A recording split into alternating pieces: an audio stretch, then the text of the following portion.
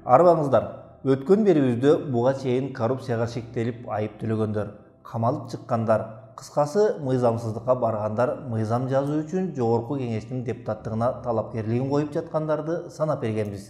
Бүгүн сиздердин көмөгүңүздөр менен бизге маалым болгондор, тагыраагы коррупцияга шектүү деп табылып сурак берген, мыйзамсыз бизнес жүргүзүүгө шектүү, кызматын тапшыргысы келбегендер.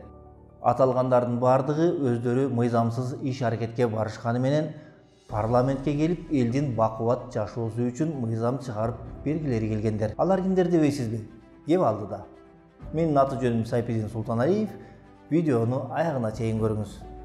Кечээ жакында эле Ынтымак саясий партиясынын тизмеси менен парламентке кайрадан аттанган учурдагы Жогорку Кеңештин төрагасы Талант Мамытовду Борбордук шайлоо комиссиясы каттабай койду. Себеби белгилүү, мыйзамдагы талапты аткарган жок. Шайлоо мыйзамынын 21 беренесине ылайык Жогорку Кеңештин депутаттыгына талапкер болгондор саясий кызматты ээлесе кызматын тапшыруусу керектиги белгиленген. Талант мырзанын кызматын тапшырбай туруп талапкер болуп катталуу далалаты анын жылуу орунду бирөөгө ыраа көрбөгөнүн туюнтпайбы? Сиз кандай дейсиз? Же өлкө мыйзамын жазган эл өкүлү өзү колдогон, ал тургай түртүп атып өткөргөн мыйзамды унутуп калдыбы? Азыр керек болсо Борборлук шайлоо комиссияны сотко берери айтылууда. Албетте, чекитти сот коет. Да здравствует наш суд! Самый гуманный суд в мире! Бирок кимдин кызыкчылыгына чечилет, көрө жатарбыз.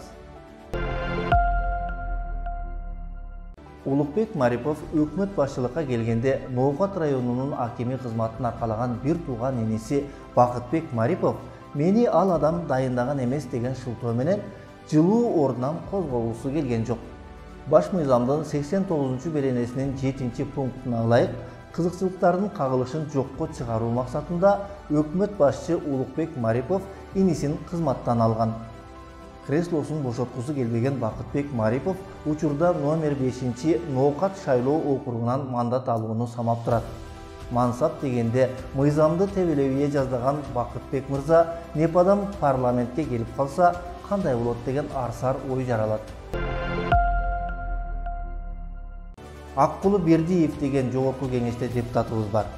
Эл өкүлү жогорку трибунада Чоңалай районундагы алтын казык кенинен казылган алтын концентратын Кытайга мыйзамсыз чыгарып кетишти деп чырылдаганын көргөнбүз. Кече 21 сентябрда лицензиясын жаңылады деп мынау ошону эркештам эмес, мына достук таможня аркылуу Кытайлар чыгарып кетиптир. Ошол министрлердин таможнянын деңгээлинде коррупция токтобой атат. Ушуну мына кечээ эле ушул незаконный болуп жаткан боюнча комитетте каралган эле. Мына кечээ ГКПНде.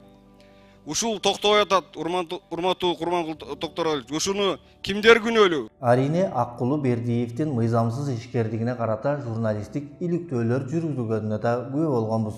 Эл өкүлү Баткендеги Тажик Республикасы менен чектешкен айылдар аркылуу күйүүчү майларды коңшу өлкөгө мыйзамсыз өткөргөндүгү тууралуу контрабанда жолундагы депутаттын бизнеси деген аталышта иликтөө жарыяланган. Депутат Аккулу Бердиев Кыргызстандагы эң ири нефтетрейдерлердин катарында жана анын республика боюнча 80дин айланасындагы мунай бекеттери бар.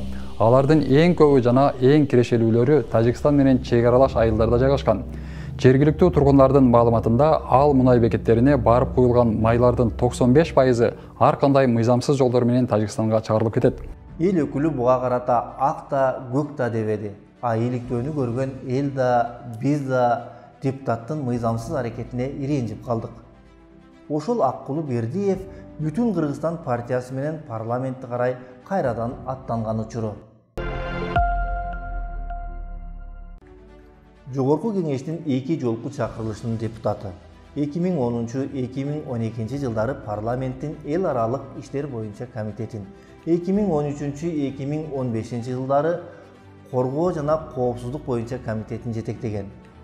2020 жылы өлкөнүн биринчи вице-премьер-министри болуп иштеген Алмазбек Баатырбековду баарыбыз таанысак керек. Былтыркы октябрдагы башаламандыкта Алмазбек мырзада эрден шыпырылганын билебиз. өзү кызматта отурган мезгилде адамдын ишине карата баа берилиши керектигин айтып жүргөнүнө күбө болгонбуз. Сөзсүз түрдө баягы сынчынын өтүгү майрык деп кыргызда айтып коет. Сынчы болуп аткан адамдардын буга чейинки жасаган ишин караш керек да. Мурдагы биринчи вице-премьер-министр 2021 жылы июнь айында УКМКда сурак бергенден кийин камакка алынган. Коррупция беренеси менен кылмыш иши козголгон. Кийинчерээк Алмаз мырза тергөө менен кызматташуу тууралуу тил кат жазып берип, үй камагына бошотулган.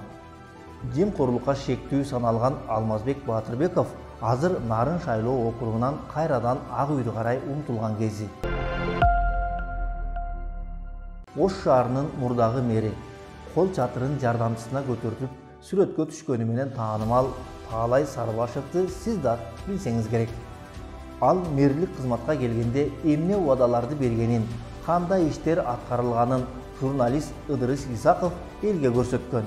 Таалай Сарыбашев өзү мэр болуп келгенде депутаттардын алдына келип ошол өзүнүн программасын айтып аткан учурда ал айткан: "Мен Ош шаарын ошол шаарына айланма жол курам" деген. Ал курулдубу, жокпу? Шаардагы пробкаларды жоём деген. Шаарда пробка жоюлдубу, жоюлбадыбы? Жана андан башка дагы бир нече убадаларды берген. Ошол убадалары канчалык аткарылды? Же канчалык аткарылбады, эмне үчүн аткарылбай калды? Ушул суроолорду азыр бир мындай жөндөп көрөлү. Журналист мурдагы кала башчынын жетекчилиги астында жүргүзүлгөн иштер эл көрсүн үчүн гана үстүртөн жасалганын жарыялаган. Эми Сарыбашев жанагы иштегенди мындай иштеп туруп, бир аз иштеп туруп, анан иштеп атканда көргөзө алган киши экен да өзүнчү. Мына азыр. Анан бизде баягы пиар деп коет, мэрлерди дагы жылдыз кылып беребиз да. Ошол аны дагы ушул мындай сыртын көргөзөбүз, ичин көргөзбөйбүз. Анан мунун ичин карасаңыз, уже ич жагына кирсеңиз, жак сырдалган эмес. Себеби бул жак көрүнбөйт. Өзү негизи бул көп кабаттуу үйлөр сырдаганга эмес, жылуулаганга муктаж. Парламентти карай Таалайбек мырза УКМК төрагасы Камчыбек Ташиевке таандык делген Ата журт Кыргызстан саясий партиясы менен аттанды. Ананда жогорку трибунада өзгөчө сунуштар менен кайрылган. Элдин сынына кабылган депутаттарыбыз 6-чакырылышта өзгөчө көп болду.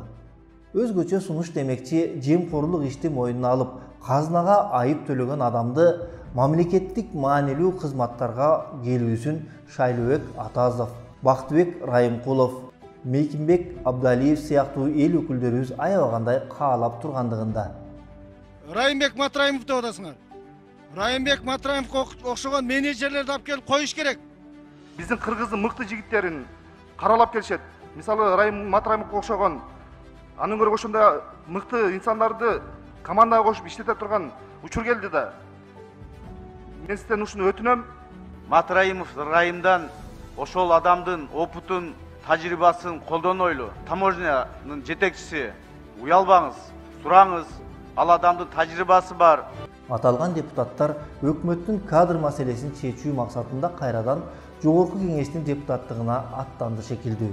Эгер эле булардын сунушу менен өлкөдө кадр саясаты жүргүзүлсө, казынаны четинен кемиргендерди кризис менеджери атап, маанилүү кызмат орундары менен камсыз кылып албайбызбы? Буларга карата сиздин оюңуз кандай билбейбиз. Бирок мындай сунуш бергендерди президент Садыр Жапаров блогерлер болсо керек деп ойлойт. Күнөөсүн алган, мойнуна алган үчүн келип төгүп берди да баарын деп. Анан эми кызмат калып келиш керек, анан менеджер деген ал эми билбейм, өзүн блогер эсептеген эле кишилер чыгарып атса керек, анын мамлекеттин андай саясаты жок. Жогорудагыдай күрдөөлдүү, ошол эле мезгилде күмөндүү иштери бар. Укмуштуудай убадаларын берип, арине аны аткара албаган, жымсалдап туруп жыргаттык кылып койгондор, ананда өздөрү мамлекеттик кызматты ээлеп, мыйзамды тебелегендердин жомогуна ишенип, аларды жогорку кеңешке алып келип алсак, шайлоодон кийинки жашоон кандай болот? Жасаган ишинде, берген сунушунда, баскан кадамында шек жараткандарды шайлагандан Кудай сактасын. Албетте, чечимди сиз кабыл аласыз. Биз болгону ачык булактар аркылуу маалымат гана бердик. Урматтуу көрүүчүлөр, азырынча сиздер менен биргелешип тапкан, талаш жараткан талапкерлер ушулар. Эгер дагы билсеңиз бизге кабарлаңыз. бирге ашкерелейли. А балким айтканыбыз акылына жетип, эл жүгүн эптей албайм деп талапкерлигин таштап кетип калар. Башка мамлекеттен издеш. Туура эмес келип алыппыз, кечирип койгула. Мамлекет турбайсыңар, койгула. Бармагыңызды басып, башкаларга бөлүшүп коюңуз. Кийинки берүүлөрдөн көрүшкөнчө саламатта туруңуз.